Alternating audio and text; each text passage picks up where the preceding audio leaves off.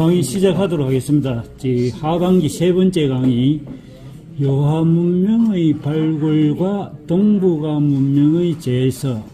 여화 문명이라는 것은 발굴된 지가 얼마 안 됐습니다. 얼마 안 됐고 1900년 이전에 중국에서는 여화 문명이라는 걸 전혀 몰랐고 우리도 전혀 몰랐고, 그래서 이 여화 문명이 발굴됨으로 해서 동북아 전체의 역사가 완전히 뒤바뀌는 그런 획기적인 사건인데도 불구하고 우리나라 대학교에서나 여화 문명이 1980년도 본격적으로 발굴된 이후에 우리나라 대학교에서나 또는 역사를 하는 유명한 교수들 전혀 이 연구를 하지 않습니다. 오직 연구하는 분은 밑에 있죠. 여화 문명 우시라 항공대 역사학과 교수하고 몇 분만 하고 있고, 우시라 교수 강의 내용을 설명 강의 안 하고 한번 자료로 강의한 적이 있는데 저도 그 자료를 정확히 보지는 못했습니다. 그래서 이 여화 문명에 대해서 오늘 이제 한번 살펴보는 것으로 하겠습니다. 첫째는 한국의 여화 문명 앞에 구석기 시대, 그 다음에 여화 문명하고 동북아 문명 구분하는 것, 여화 문명 안에 여러 가지 이제 문화가 있습니다. 홍산 문화 많이 들어보셨겠지만 홍산 문화, 소화선 문화 이렇게 문명이 한 7, 8개가 있고, 여화 문명이 어떻게 출현하게 됐는가, 여화 문명의 성격, 그 다음에 여화 문명이 발굴됨으로써 중국 측 입장, 그 다음에 각 여화 문명의 소화서, 홍융화, 홍산 문화는 신석기 문화고, 하가정, 하청, 상청 문화는 청동기 시대의 문화입니다. 그래서 그리고 마지막으로 여화 문명의 의미, 이런 식으로 한번 살펴보겠습니다. 한국의 구석기는 170만 년에서 4만 년 전까지가 초기 구석기고, 4만 년에서 신석기가 시작된 BC 만 년까지가 후기 구석기입니다. 초기 구석기에 한반도에 살았던 사람들이 호모 에렉투스입니다. 호모 에렉투스는 180만 년 전에 아프리카에서 출현해서 50만 년 전에 구대륙, 그러니까 아프리카, 아시아, 유럽에 다 퍼졌습니다. 퍼졌는데 아메리카 신대륙에 이동한 인류는 호모 사피엔스밖에 없고, 호모 에렉투스 이전의 종족들은 아시아에서 아프리카에서만 살았고, 호모 에렉투스부터 이제 아프리카를 벗어나서 구대륙에 퍼지기 시작했는데, 호모 에렉투스는 그 말대로 직립보행한다, 그런 에렉투스가 선다는 의미거든요. 곧 선 사람, 이런 뜻입니다. 한반도에 한 집단이 20명 정도 되고, 구석기 시대에 한 4,000명 정도 살았다고 합니다. 여기에 보면은 이제 여기 동관진, 굴포리, 평남 상원의 검은모루 동굴, 성살리 동굴, 정곡리, 전말동굴, 상사리 바위그늘, 두루봉동굴, 청원의 두루봉동굴, 요런 유적들이 전부 다 구석기 유적인데, 구석기 유적의 이름을 붙일 적에는 제일 말단의 행정 단위를 붙입니다. 굴포리, 정곡리, 요 검은모루 동굴은 허굴입니다. 허굴이 검은모루 동굴입니다. 그래서 이 한반도에 살았는데, 이 구석기 시대에 네안데르탈인이라고 유럽과 아시아에 산 종족이 있는데, 네안데르탈인은 호모 사피엔스와 종이 틀립니다. 종이 틀리면은 이제 후손을 남기지 못하는데, 네안데르탈인은 유럽과 아시아에 한 1 내지 4% 유전자를 호모 사피엔스한테 전해줬습니다. 그래서 유럽 사람들하고 아시아 일부 사람들에게 이 네안데르탈인의 유전자가 한 1%에서 4% 정도 보이고, 데니소바인 요거는 시베리아 동굴에 살았던 종족인데 네안데르탈인하고 가까운 종입니다. 그래서 데니소바인도 호주하고 남아시아, 그 다음에 태평양 섬에 사는 원주민들한테 유전자를 남겼습니다. 그래서 네안데르탈인은 종은 틀리지만 호모사피엔스 종은 틀리지만 유전자를 남기고, 네안데르탈인은 최대 7만 명 됐는데 여러 가지 사정에 의해서 네안데르탈인은 호모사피엔스와 여러 가지 성능이 시대적인 모습에 좀 성능이 떨어지는 그런 종족이었습니다. 그래서 서서히 소멸되어 갔습니다. 인류의 종족은 호모라고 붙인 호모 사피엔스 이렇게 붙이는데, 호모라고 붙는 종이 약 24종이 있었는데 다 여러 가지 사정에 의해서 멸절되고 호모 사피엔스, 현재 우리인 호모 사피엔스 한 종만 지금 지구에 살고 있습니다. 평양 상언읍 검은 모루 동굴 유적.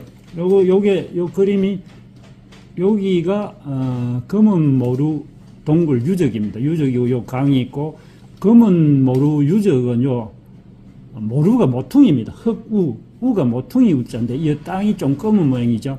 검은 땅이 있는 그런 모루 유적, 동굴 유적. 요게 유물 연대가 90만 년에서 60만 년 전에 이 동굴에 사람이 살았는데 화석은 없습니다. 화석은 없고 29종의 동물 화석, 그 다음에 원숭이, 코끼리, 물소뿔 등 동물 화석하고 약간의 주먹토끼, 반달형, 뾰족토끼, 뾰족석기 등을 남겼습니다. 요 당시에 원숭이, 코끼리가 화석을 남겼다는 것은 이 당시에 아열대 기후였다는 것을 알 수 있습니다. 그 다음에 흥수아이 화석. 흥수아이라는 것은 여기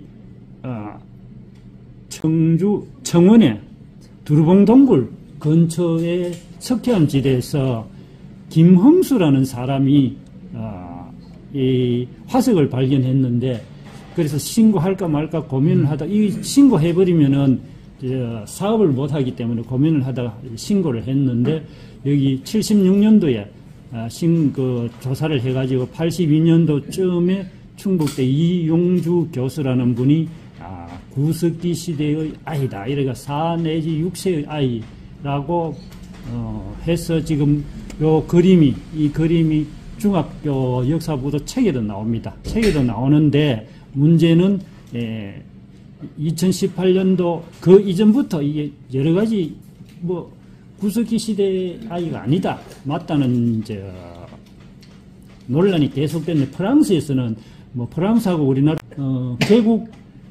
100주년 때 이 화석의 일부를 가져가서 조사를 해보니까 구석기 시대 아이가 아니다라는, 프랑스에서는 그렇게 이야기하고 있고, 1918년도 이상희 교수라는 우리나라 고고학 박사 1호 교수가 미국에서 지금 교수를 하고 있는데, 이분도 구석기 시대 화석이 아닐 가능성이 있겠다, 이렇게 지금 설명을 하고 있습니다.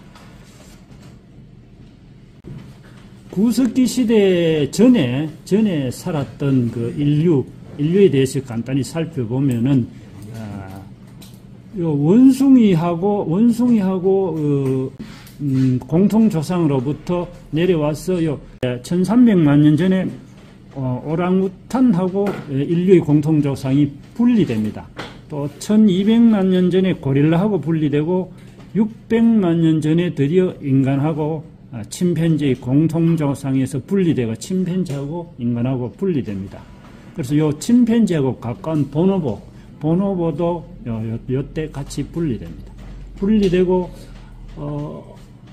원숭이하고 유인원은 구분하는 방법이 딱 하나 있는데, 뭐로 구분하는지 혹시 아십니까?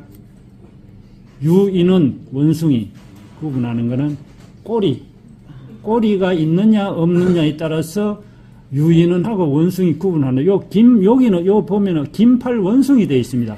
요거는 긴팔 원숭이지만 꼬리가 없기 때문에 유인원으로 봅니다.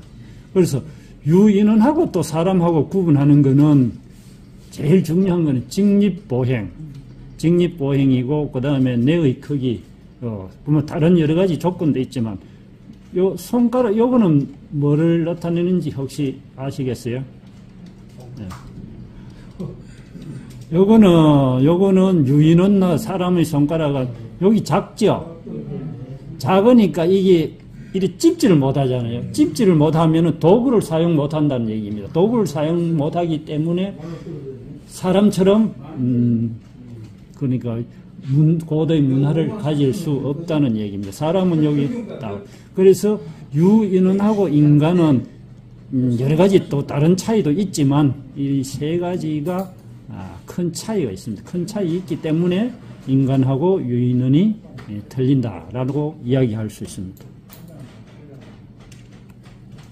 요하 문명의 문명을 구분하는 방법 중에 하나가 요거는 우시라 교수가 만주 지역에 요하 문명이 있고, 요하 문명 다음에 고조선 문명, 중원 지역에는 황하 문명. 요 황하 문명은 하나라 시대하고 겹칩니다. 하나라 하상주, 그러니까 하나라 문명 시기의 문명을 전설의 나라. 그런데 지금 하나라를 역사로 편입 지금 완전히 했는데, 그 시대의 문명을 황하 문명. 그는 상은 BC 1600년부터 1047년인가 그때까지 이 상나라, 상나라라고 하는데, 은은 수도를 여러 번 옮겼는데, 은으로 수도를 옮겼기 때문에 은나라라고도 합니다. 요하 문명하고 황하 문명은 신석기, 청동기 시대의 초기 국가 단계의 문명이고, 고조선 문명과 상 문명은 완벽한 청동기 국가 단계다. 이렇게 보십니다. 그래서 여기서 우리가 말하는 문명이라는 것은 신석기에서 청동기까지 큰 강에서 발달한 인류의 물질적, 기술적, 사회 구조적 모든 발전을 문명이라 하는데, 그 문명 밑에 또 문화가 있잖아요. 문화는 그 시기별로 이 긴 기간 동안에 또 일정 기간에 유적이 비슷한 형태를 구분하는 것을 문화라 그러고, 문화 밑에는 아까 앞에 이야기했듯이 유적, 중국에서는 유지라 그러고 우리나라는 유적지라 그럽니다. 그래서 그 문화의 설명하는 용어는 문명 밑에 문화, 그 다음에 유적, 이렇게 구분합니다.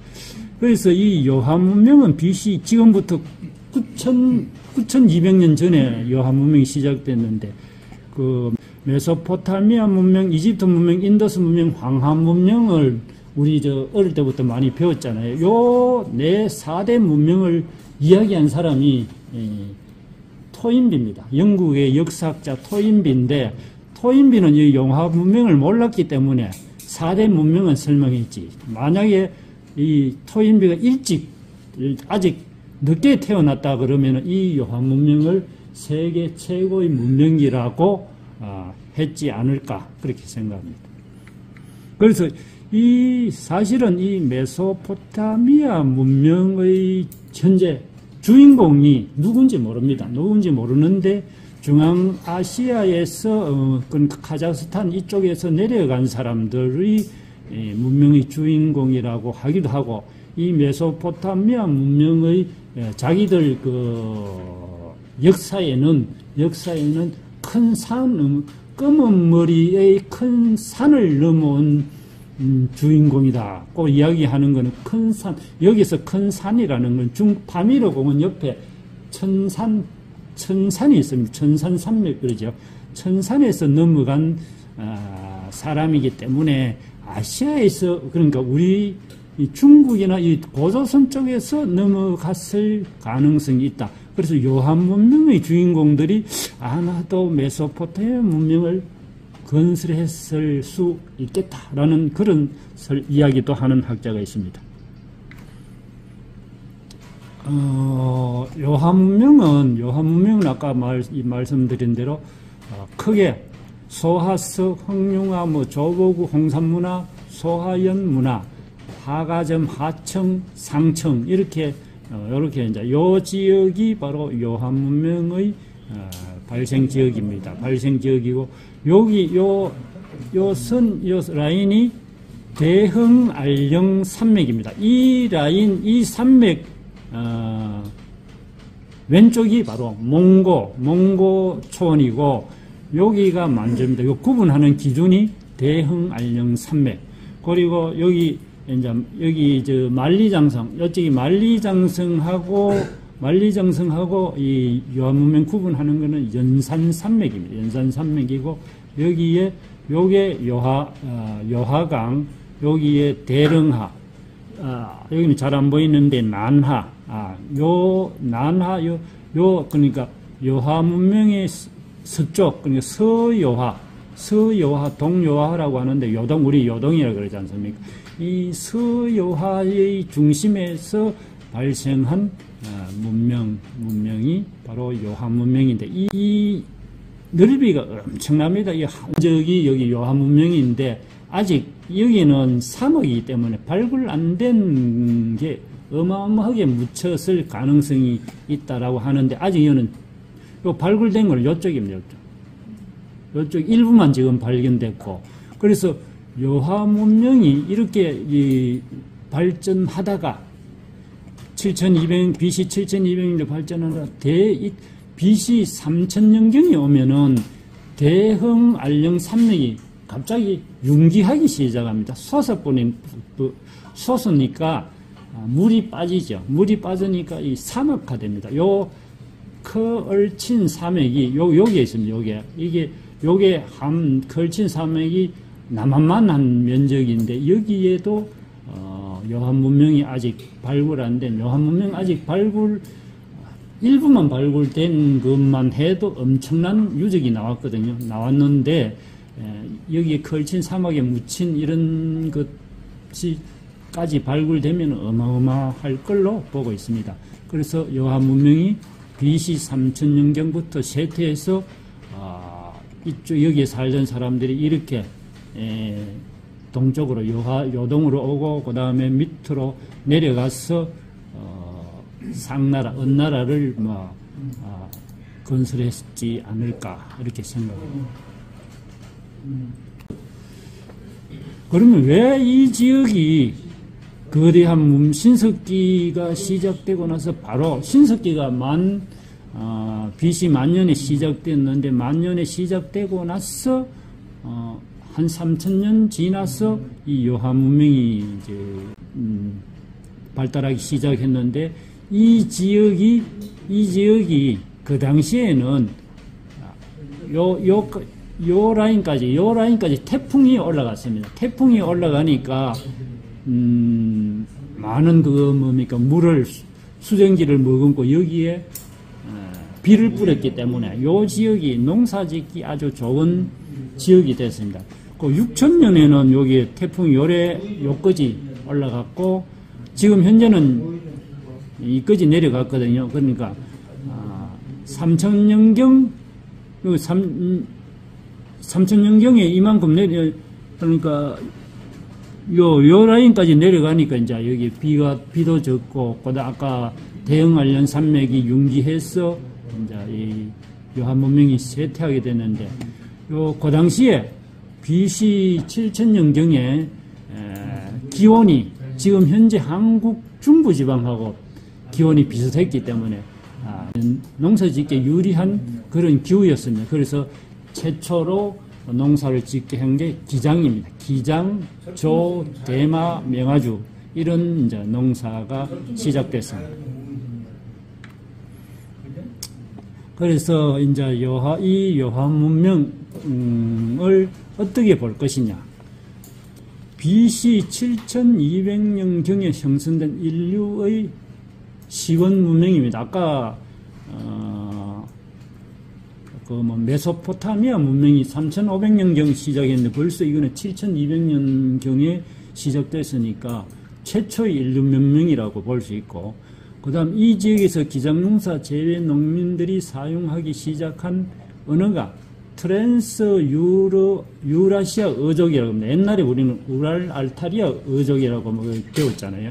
그래서 우랄 알타리아 어족이 한국어, 몽고어 이런 말들인데, 트랜스 유라시아라는 말은 이 지역에서 요 3번 지역에서 기장농사 짓던 사람들의 말이 퍼져나가가지고, 4번, 5번 붉은 지역으로 제일 먼저 퍼져나가고, 그 다음에 6, 7 퍼져나가고, 1번까지 가고, 이렇게 초원벨트를 통해가지고 중앙아시아, 유럽으로 전파된, 그래서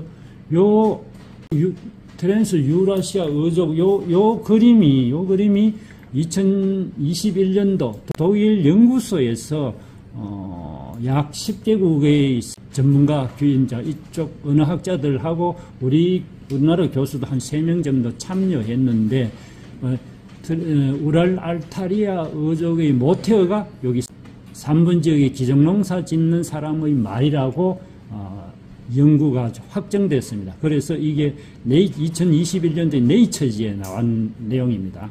말이 여기서 요하 지역에서 만들어졌고, 이 말이 한반도와 이 북방벨트를 따라가서 말이 이제 전파가 됐는데, 그러니까 우리는 이 요한 문명, 우리 오늘날 살고 있는 사람들은 이 요한 문명에서 일어난 문명을 우리가 다 공유하고 있는 그런 사람들입니다. 그래서 한국인의 역사, 언어, 종교 모든 것에 이 요한 문명이 우리 종교 등의 출발점이고, 만주와 한반도로 전파되어서 한국인의 정체성을 형성했다고 볼 수 있습니다.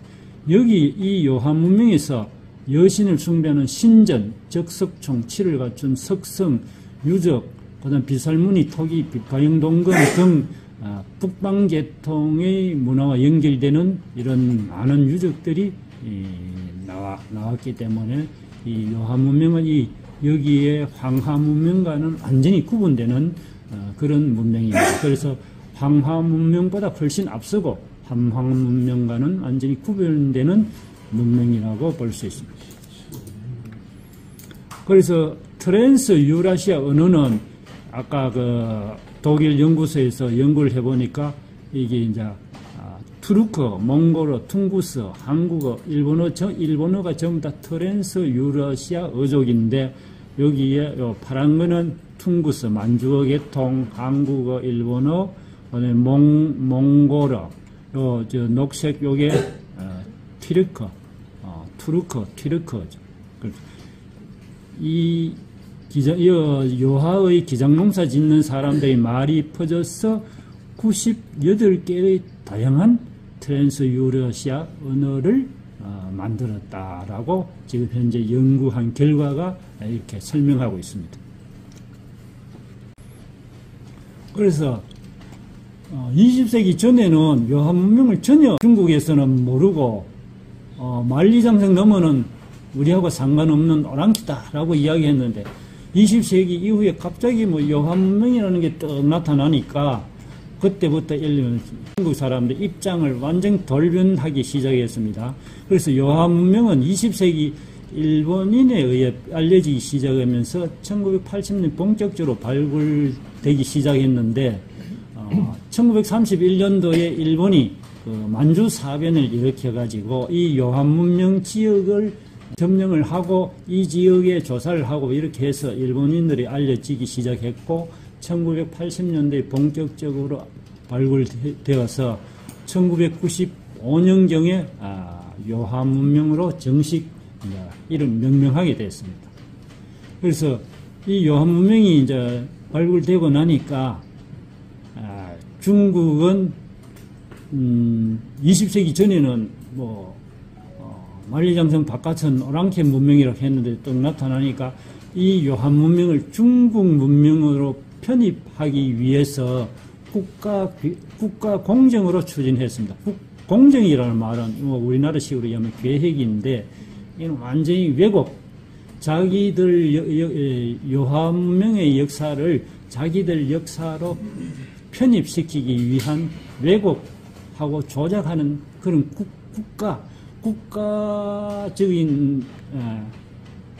국가적으로 이렇게 공정을 추진했는데 그 왜곡하는 공정이 하상조 단대공정이 있고 단대공정, 동북공정, 중국 탐험공정 크게 세 가지입니다.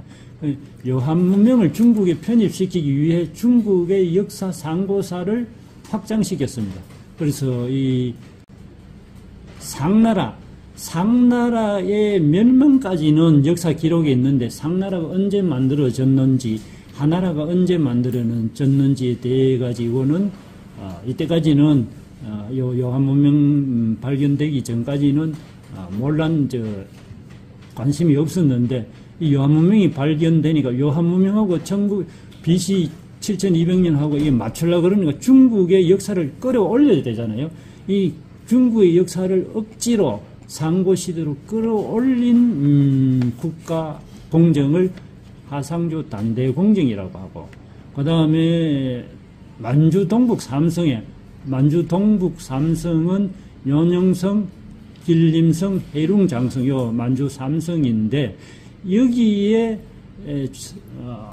살았던 모든 민족하고 그 다음에 건설한 국가는 중원의 중국의 속국이거나 지방정권이라고 또 이제 왜곡하는 그런 국가적인 계획을 동북공정이라고, 탐험공정은 중국을 최초로 건설했다는 신하의 황제를 역사로 끌어들여가지고 황제족이 요한 문명을 건설해서 요한 문명을 건설하고 내려와서 황한 문명을 다시 만들었다. 이렇게 지금 이야기하고 있습니다. 그게 중국 탐험공입니다. 중국을 최초로 건설했다라는 이거를 전설을 역사로 만드는 그를 중국 탐험공정. 그래서 이 세계의 왜곡 공정을 뒷받침하는 이론이 중국 문명 다기원설입니다. 옛날에는 요 황한 문명만 있었는데 요한 문명이 발견되니까 요한 문명, 하한 문명, 양쯔강의 장강이 문명을 세 문명을 다 중한 문명이다라고 이야기하는 요 세 공정을 뒷받침하는 이론이 중국 문명 다기원설입니다. 그 다음에 이 중국에는 이 왜곡의 그 내용 중에 하나가 중국인들이 우리 네이버처럼 대부분 사람들이 보는 바이두 중국 포털 사이트에 고조선은 한반도 북부 지역에 위치한 고대 국가로 현재의 남북한과는 혈통적 문화적으로 관계가 없는 중국 지방 정권이다라고 이야기하고 있습니다. 고조선은 우리는 누굽니까? 우리는 당연히 그 지금 현재 살고 있는 우리나라의 연결된 역사인데 지금 이 바이두에서 이렇게 이야기하고 있습니다. 그래서 중국은 이 공산당이 역사학자의 개인 의견을 무시하고 무조건 이렇게 자기들 이제 목표를 정해놓고 이렇게 이제 몰아가고 있습니다. 역사를 왜곡시키고 있습니다.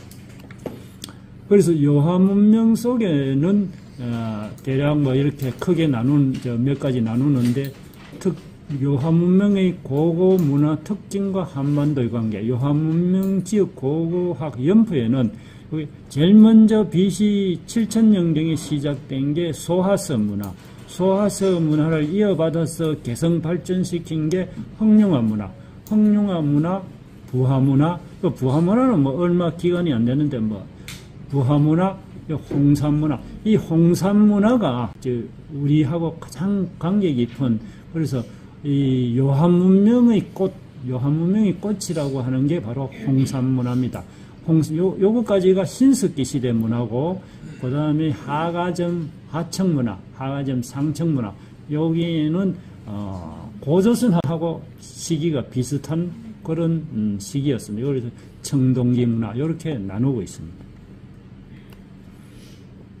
그래서 요한 문명 지역에서 발굴된 세계 최초만 모아 보면은 소하서 시대는 빗살무늬 토기가 요한 문명에서 만들어져서 유럽으로 전파됐는데 지금까지는 거꾸로 알고 있거든요. 유럽에서 만들어져서 동북아 쪽으로 온 걸로 알고 있는데 실제로는 이 조사를 해보니까 빗살무늬 토기가 세계 최초로 요하 지역에서 만들어졌다.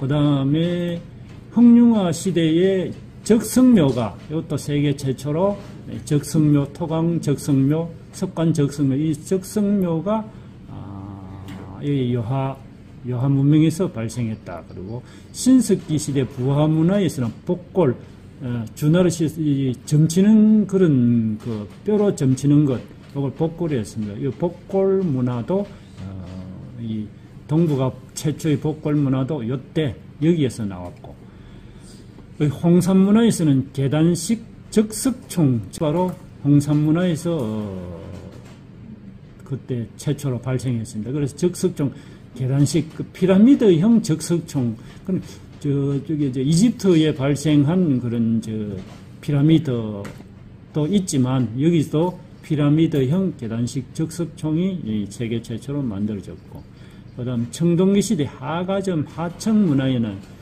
칠을 갖춘 석성이 최초로 만들어졌습니다. 치는 여기에 그 꽁치자입니다. 예. 이게 성이 꽁의 머리처럼 이렇게 튀어나와가지고 방어하기 좋게 만든 그런 석성을 칠을 갖춘 석성이라고 그러는데, 이 칠을 갖춘 석성은 중국에는 없습니다. 중국에는 없고 이게 이제 고구려 석성으로 이어집니다. 그 다음에 청동기 시대 하가점 상청 문화에 드디어 이제 여기 청동기가 시작되고 비파형 동검이 만들어지고, 이 비파형 동검은 고조선의 대표적인 유물이라고 이야기하고 있습니다. 그래서 이제 각각 문화를 살펴보면은 소하서 문화가 BC 7000년에서 6500년 정도까지 있는데, 요게 소하서입니다. 소하서. 87년도 중국에서 요하지류인 노하파 상류인 소하서촌에서 발굴됐기 때문에 이 소하서 문화라고 하는데, 트랜스 유라시아의 모티어가 세계 최초로 기장농사를 짓기 시작한 요하의 농경민의 언어라고 이제 독일 연구소에서 연구한 결과가 발표되었습니다. 그리고 세계 최초 빗살무늬 토기가 제작됐는데 이거는 중원에 없습니다. 그 다음에 이 소하서에서 동북아 최초의 마을 유적이 40곳 이상 발굴됐는데, 그 마을 유적은 200~300명이 거주하는 100가구 정도, 오늘 뭐 시골에, 우리나라 같은 경우에도 시골에 100가구 정도 마을은 잘 없잖아요. 없기 때문에 이 시대의 100가구라는 것은 어마어마한 겁니다. 그래서 마을 유적 땅 방 크기가 300제곱미터, 남북 61.5m, 동서 10m. 이 방이 뭐 23개 화덕짜리 협사, 해갈색 토기, 민껍데기, 석구, 석기 이런 많은 유물들이 발굴됐습니다. 그래서 이 시기에 중국은 신석기 시대 문화라고는 이야기하지만 이 시기에는 문명은 없습니다. 문명으로 불리지 않고 문화라고 불렸는데 그만큼 중국하고 이 요한 문명하고는 많은 차이가 있다는 이야기입니다. 빗살무늬 토기는 여기 요한 문명에서 출발해서 이런 북쪽 초원별들 통해 가지고 유럽을, 중앙아시아를 통과해서 유럽을 통과해서 동부 유럽, 핀란드까지 이게 빗살무늬 토기 벨트입니다. 다른 데는 빗살무늬 토기가 없습니다. 그래서 신석기 시대를 대표하는 유적이라고 볼 수 있습니다.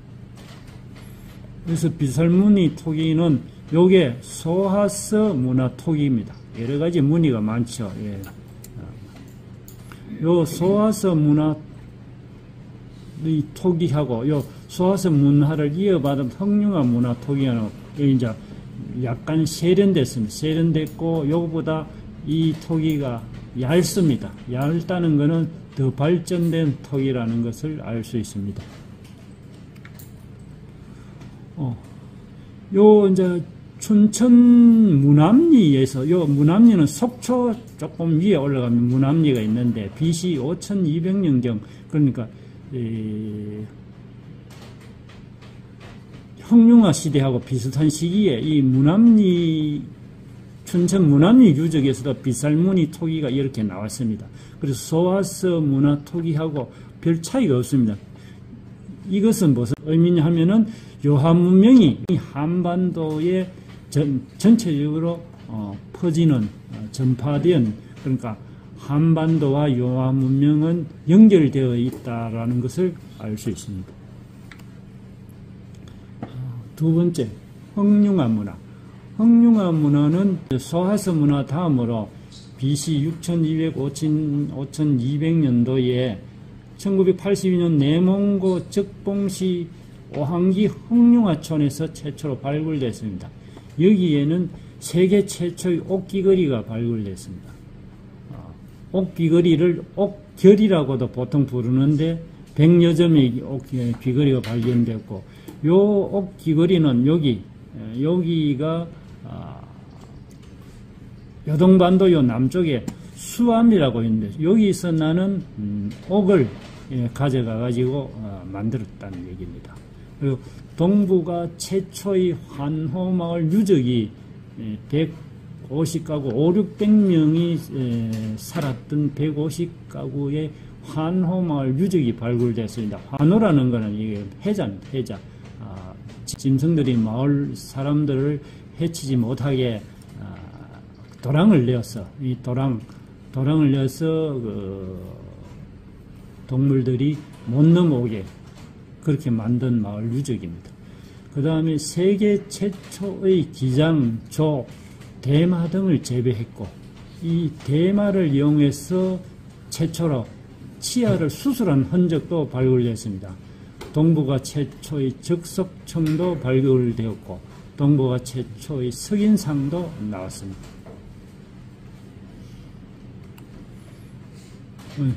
최초의 옥귀걸이고 여러 가지 형태의 옥은 대체적으로 제사를 지내는 의기용입니다. 쌍년 옥벽이라 그러고 이거는 귀걸이 이렇게 뚫어 가지고 귀에 걸도록 이렇게 되어 있습니다. 이 옥귀걸이를 만드는 데는 이렇게 하나 만드는 데는 최소한으로 5개월 걸린답니다. 그래서 이 당시에 이런 다양한 종류의 옥을 만들었다는 것은 옥 기술자가 있었다는 얘기고 옥 기술자가 있었다는 것은 결국은 계급이 분화되었다는 얘기를 합니다. 또 무남리에서도 옥이 발견됐습니다. 옥이 발견되었고 이거는 BC 3, 4천년경에 우리나라 전체에 이 옥 귀걸이가 다 퍼졌습니다. 퍼져가지고 부산시 동삼동, 고성군 무남리, 여수시 안도리, 울산, 제주도, 용담동 동굴 이런 식으로 세계 최초의 옥결이 만들어졌습니다.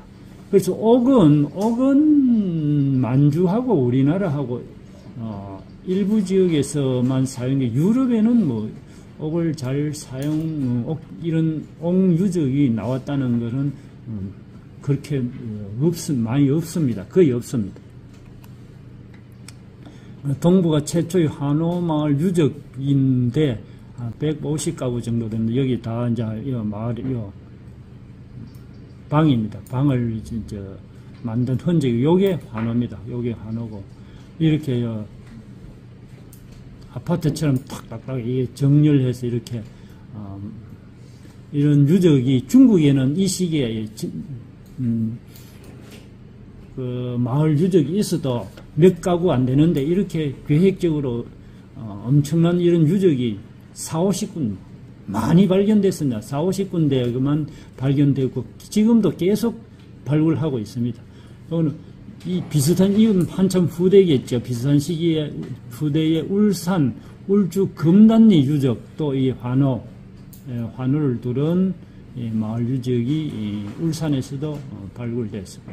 그래서 이 문명이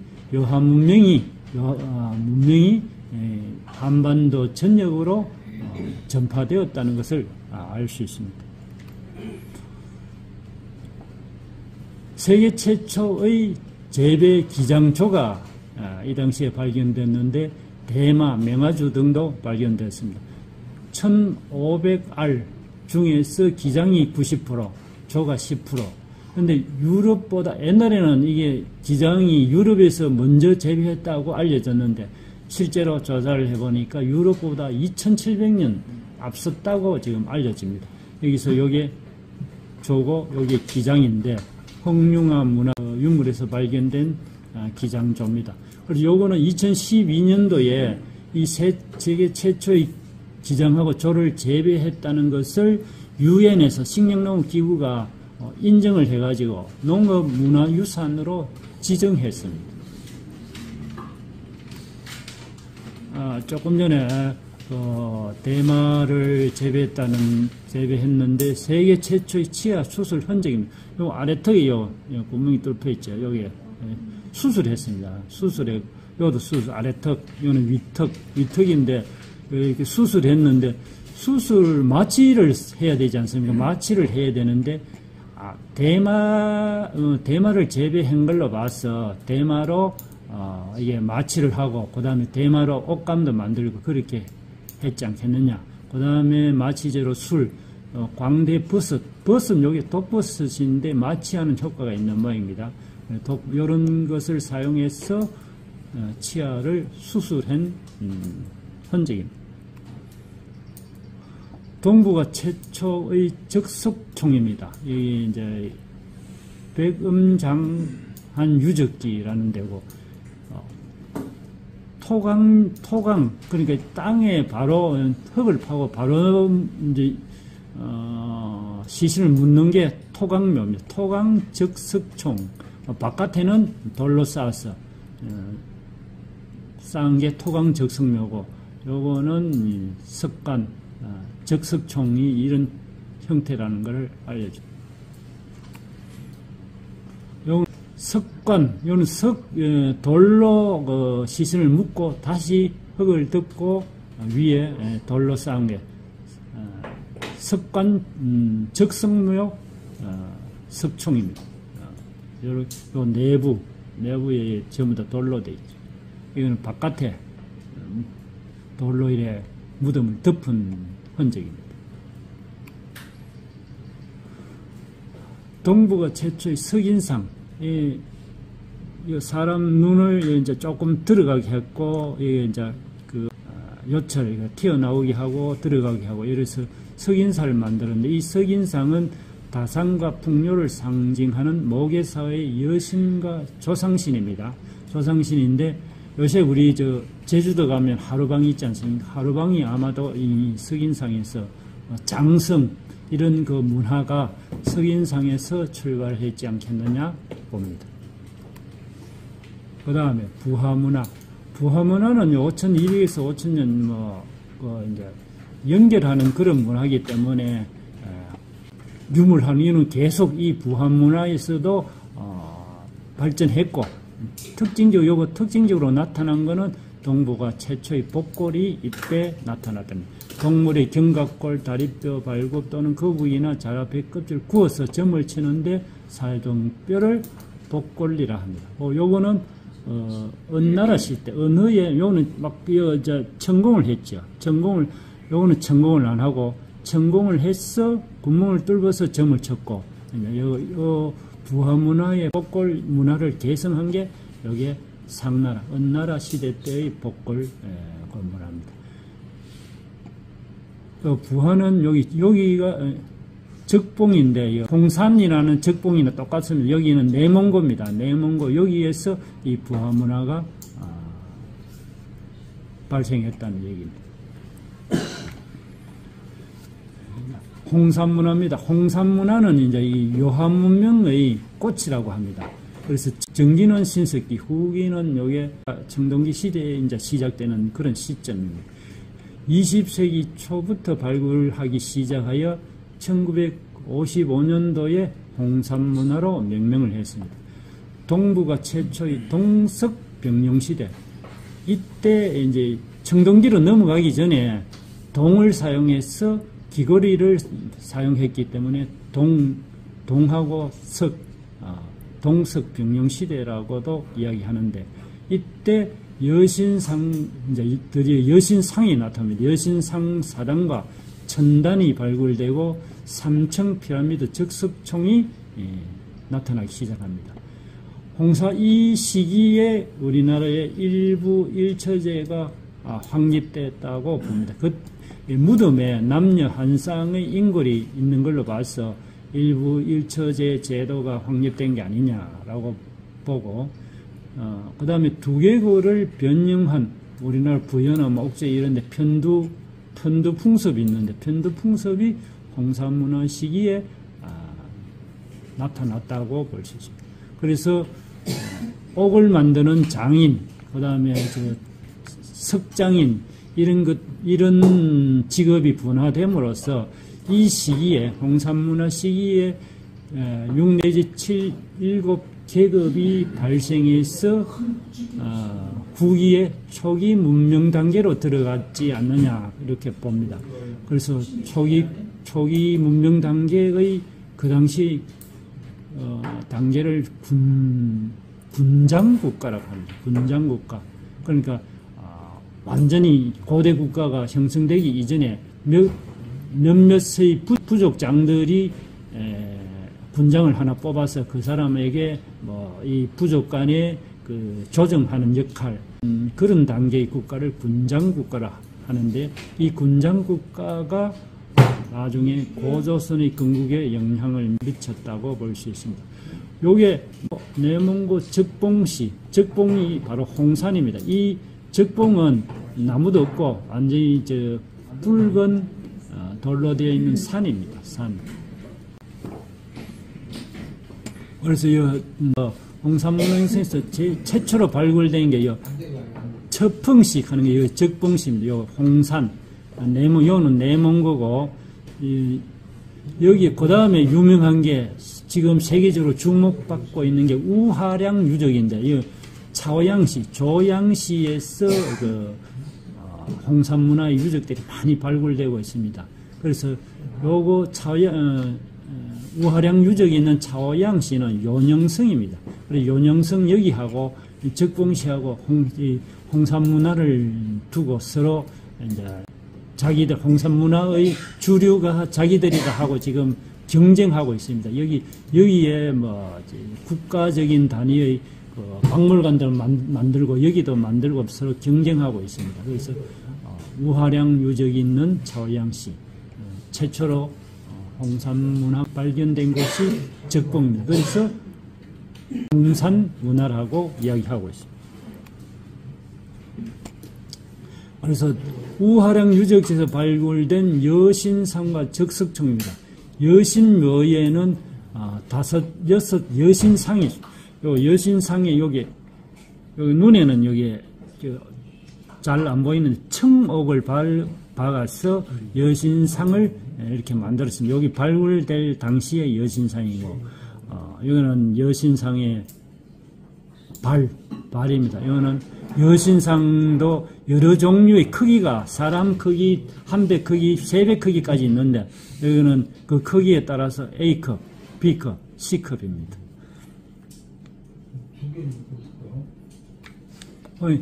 여신상이 있는 여신묘가 있는데, 여기에 반지하에 여신묘 안에 여신상이 여기에 7, 8개씩 들어있답니다. 여기서 여신상을 모시고 하늘에 제사 지내는 그런 장소입니다. 그 다음에 제사 지낼 적에 토기로 만든 계단식 천단이 있는데요. 3층으로 되어 있습니다. 1층, 2층, 3층. 요거는 토기입니다. 여기 구멍이 뚫혀 있는 토기를 쭉 박아서 계단식 천단을 만들고 여기에서 성소로 이용했다고 알려집니다.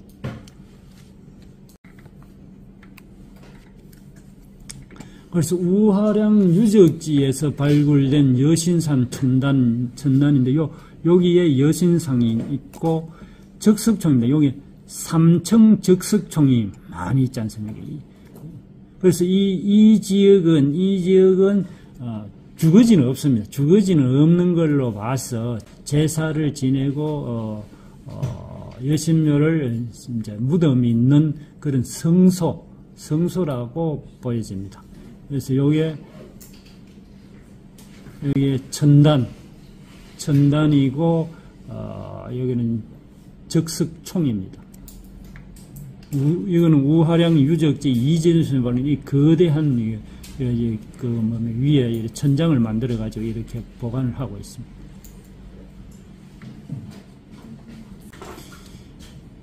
요하문명 시절에 이렇게 엄청나게 많은 이제 옥기가 나왔습니다. 옥기가 나왔는데 이 삼공기 요거는 여기 용입니다. 용. 이 세 개의 구멍은 태양을 상징합니다. 태양을 상징하는 삼공기, 삼년옥벽. 옥벽은 이렇게 제사 지내는 의기입니다. 의기. 요거는 위세품, 그래가지고, 이 지배자들이 집에 장식용으로 여러 가지 모형, 이렇게, 원형 옥벽, 요것도 제사 지내는 그런, 의기로 사용했습니다. 요거는 옥곤대 상투를 고정하는, 상투를 여기 머리 위에 얹어가지고, 상투를 고정하는 것인데, 이거는 옥고입니다. 옥고고, 요거는 귀걸이, 다양한 형태의 귀걸이가 이렇게. 그래서 이 시기에 옥기로 만든 이런 제기나 생활용품이 엄청나게 많이 나왔습니다.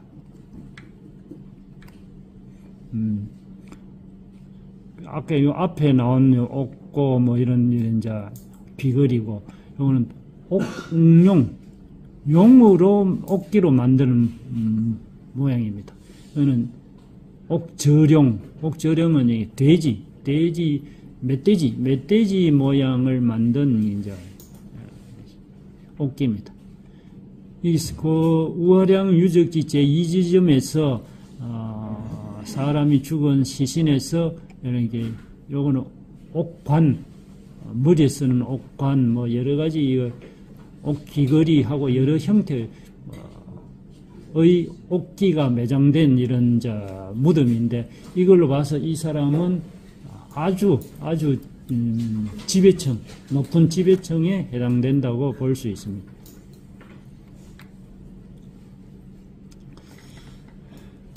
하가점 하층문화와 상층문화, 드디어 이제 청동기 시대까지 왔습니다. 청동기 시대에 앞에 내용들은 옥기나 이런 거는 다 비슷하고, 이제 계속 발전은 돼 가겠죠. 발전되는 여기 특징적으로 나타나는 거는 하가점 하청 시절에 치를 갖춘 석성이 드디어 나타나고, 비파형, 청동기 시대니까 비파형 동금이 나타납니다. 이 유적, 엄청나게 많은 청동기 유물과 유적이 발굴됐습니다. 이게 서요하 지역. 그래서 이제 고조선 시대에 비파형 동금의 분포 지역인데 요동과 여서에서 거의 많이 나왔습니다. 그래서 여하문명이 이쪽에 여하문명이라는 문명이 있었다라고 봅니다. 적봉동령치성, 이거 이제 적봉에서 나타난 최초의 치를 갖춘 석성입니다. 여기 외성, 내성인데 요게 치, 여기 이제 튀어나오도록 해서 적을 물리치기 쉽게 만든 치고, 요거는 고구려 시대에 요게 이제 여하문명이 고구려 시대까지 이어집니다. 요거는 요거를 고구려 시대의 치성의 모양을 나타낸 것이고, 요거는 옹성입니다. 이제 옹기처럼 이렇게 감아서 이제 적이 쳐들어오면 공격하기 쉽고 방어하기 쉽게 만든 성이 바로 요한 문명의 문화를 이어받은 성이라고 볼 수 있습니다.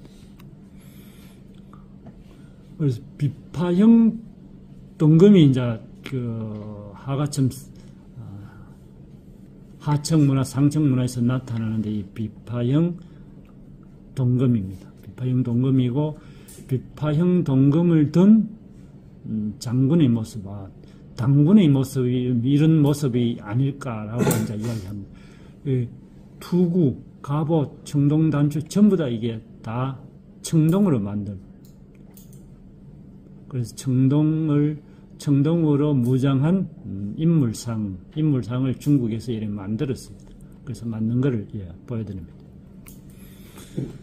그래서 요하 문명이나 7,000년 전에 나타난 요하 문명이 이제 서서히 이 산둥 황해 이제 중국의 동해 연안을 통해서 산둥반도와